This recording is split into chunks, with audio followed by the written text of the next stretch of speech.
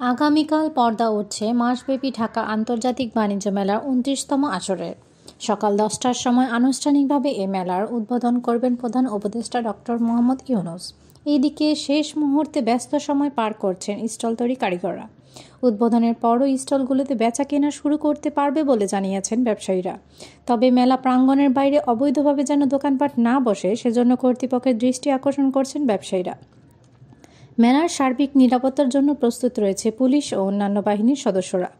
রাজধানীর উপকণ্ঠ নারায়ণগঞ্জের রূপগঞ্জের পূর্বাচল উপশহরে স্থায়ী venue Bangladesh China friendship exhibition সেন্টারে আগামীকাল 10টার সময় প্রধান উপদেষ্টা ডক্টর মোহাম্মদ ইউনূস আনুষ্ঠানিকভাবে বাণিজ্য মেলা 29তম আসরের। এই উপলক্ষে সকল আনুষ্ঠানিকতা সম্পন্ন করেছে মেলা আয়োজক কর্তৃপক্ষ। শেষ সময় স্টল নির্মাণে অনেকটা ব্যস্ত সময় পার করেছেন স্টল তৈরি কারিগররা। তবে বেশিরভাগ স্টলের নির্মাণে কাজ শেষ করে স্টল মালিকদের কাছে হস্তান্তর করেছে কারিগররা। বেশ কিছু স্টল চলছে পণ্য সামগ্রী দিয়ে সাজানোর কাজ। শুরু থেকে পুরো দমে বেচাকেনা করতে পারবেন বলে দাবি দোকান মালিকদের। এবার মেলার প্রধান উপবেশধার ৩৬ জুলাইয়ের স্মৃতি আদলে তৈরি করা হয়েছে। মেলায় বিভিন্ন ক্যাটাগরিতে থাকছে ৩৬২ স্টল। বাংলাদেশ ছাড়া ৭টি দেশের ১১টি প্রতিষ্ঠান বিভিন্ন পোস্টার নিয়ে এই মেলার অংশগ্রহণ করছেন। ৩৬ জুলাই বৈষম্য বিরোধী ছাত্র আন্দোলনের শহীদের প্রতি সম্মান রেখে মেলার প্রধান প্রবেশদ্বার পূর্ব পাশে থাকছে শহীদ আবু সাইদ কর্নার ও মূল ভবনের উত্তর পাশে থাকছে মুগ্ধ কর্নার। মূল ভবনের ভেতরে থাকছে ইয়ুথ প্যাভিলিয়ন। দর্শনার্থীদের বসার জন্য থাকবে 3টি সিটিং জোন। ব্যাংকিং লেনদেনের জন্য থাকছে ডাচ বাংলা ব্যাংক ও ইসলামী ব্যাংকের একাধিক বুথ। এবারের মেলায় আসা শিশুদের জন্য থাকছে ডিজিটাল শিশু পার্ক। মেলায় যেন কোনো প্রকার সমস্যার সৃষ্টি না হয় সেজন্য 234টি সিসি ক্যামেরার পাশাপাশি থাকছে 5টি ওয়াচ টাওয়ার। তাৎক্ষণিক সেবা দিতে থাকছে একাধিক পুলিশের টহল টিম। রাজধানীর দর্শনার্থীদের কুড়িল বিশ্বরোড থেকে মেলা প্রাঙ্গণে আসতে থাকছে বিআরটিসি শাটল সার্ভিস। এছাড়া নারায়ণগঞ্জ ও নৌসন্দি থেকে আগত দর্শনার্থীদের জন্যও থাকছে বিআরটিসি বেশির বাস সার্ভিস। তবে বিগত বছরগুলোতে মেলা প্রাঙ্গণের বাইরে এক শ্রেণীর অসাধু ব্যক্তিরা অবৈধভাবে দোকানপাট বসিয়ে মেলার সুন্দর পরিবেশ নষ্ট করেছিল। এইসব দোকানপাটের কারণে মেলার ভিতরে আশানুরূপ বেচাকেনা হয়নি। এবার যেন অবৈধভাবে দোকানপাট না বসে সেজন্য কর্তৃপক্ষের সুদৃষ্টি কামনা করেন মেলায় আগত দোকানদার ব্যবসায়ীরা।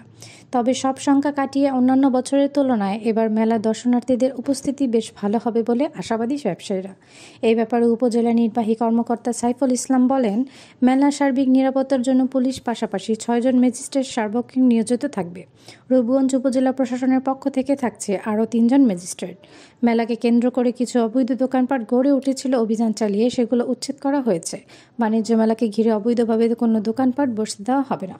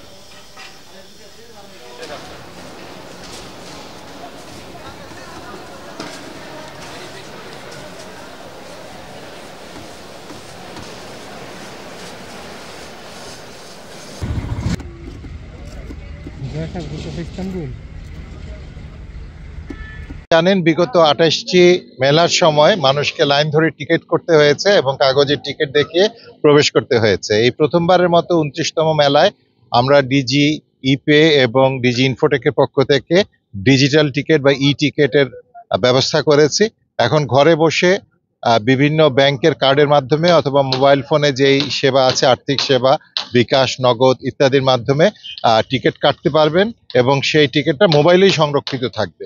এখানে আসার পরে আমাদের স্ক্যানার সেটাকে যদি শনাক্ত করে এবং সঠিক পায় তাহলে গেটের লাল লাইটের বদলে সবুজ লাইট জ্বলবে এবং একজন অনায়াসে সেকেন্ডের মধ্যেই এই গেট অতিক্রম করে ভিতরে যেতে পারবেন।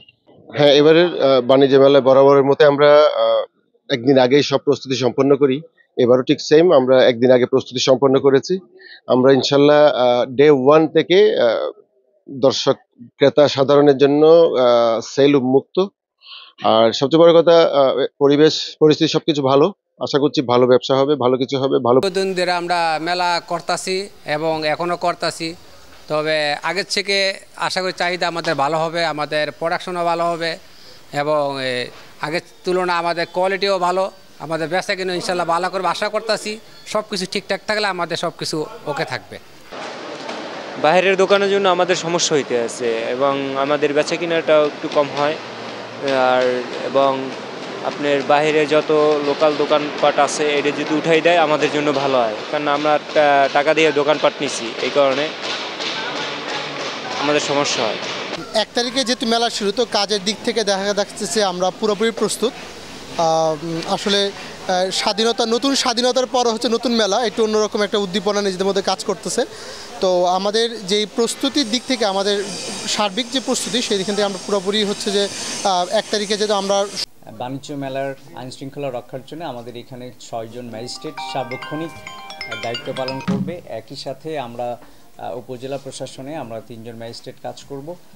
সেই সাথে পুলিশ, র্যাব, আর্মি সবাই এখানে নিয়োজিত হয়েছে। সুতরাং আইন শৃঙ্খলা পরিস্থিতি নিয়ে আমরা বিন্দুমাত্র উদ্বিগ্ন নই।